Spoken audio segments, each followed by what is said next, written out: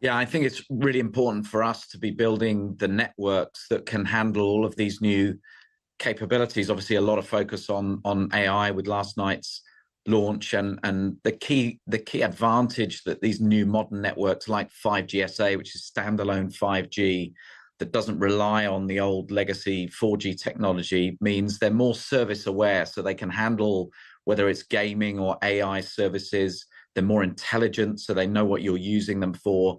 And so the network starts adapting itself to the service that you're using. And that means we can handle all of the increased data and compute power that is necessary for these new modern services. Mark, you and I have been talking 5G for a long time at various different events, but the consumer has been just getting up to speed with some of these devices. And the reality is it feels like it's been underwhelming for them so far in terms of what they can use. Can you talk us through that? Because disappointment for the consumer, where they're hoping for a big change, is something that can be a headwind to further adoption of new devices and more usage.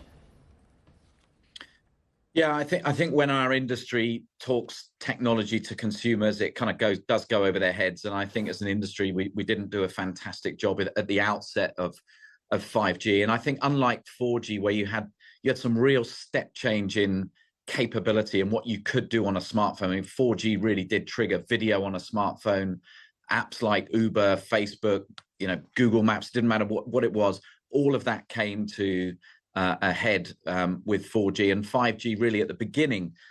We just promised slightly better reliability, slightly more capacity, but we're still relying on that 4G network. I think with 5G SA, the sort of 5G as it's really designed to be, will start to meet the promise of faster speeds, more reliable connectivity, lower latency, which is going to be critical when we think about all television in the future being consumed over IP, all gaming moving to cloud gaming away from the console, all devices really using we're just at the beginning of the AI revolution at the moment. So all devices powered by AI, they're going to need a network that can handle all of that. So that's why it's critical for us to be launching 5G SA, bringing it to 15 cities across the UK, and of course expanding from there.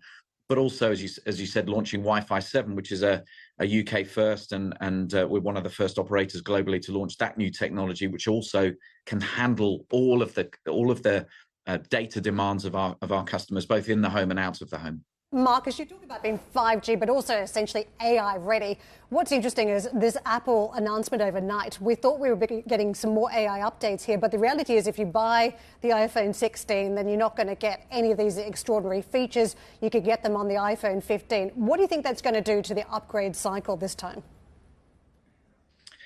Yeah, I think we're at the beginning of the software roadmap. I think I think we're all talking about this device, and of course Samsung also began to really blaze the trail on AI being integrated into their handsets. So my personal belief is that AI over time is going to stimulate a large upgrade of devices. That will be not just smartphones, but laptops and PCs and tablets, because the consumer over time is going to realize that they're going to need AI to either keep up or stay ahead, particularly with their work and productivity software. And you're not going to be able to do that unless you've got a new device. So we may not see a massive increase in upgrades on this device on day one, but as the software starts to evolve and these features evolve and roll out over time, I think the consumer is going to get more and more tuned to the fact that they're going to need a new device and new software. And I do believe it will stimulate a very large upgrade cycle, not just, as I said, of smartphones, but also PCs and laptops, because they're also being upgraded to the capability with the right chips inside to handle the AI compute power that's required.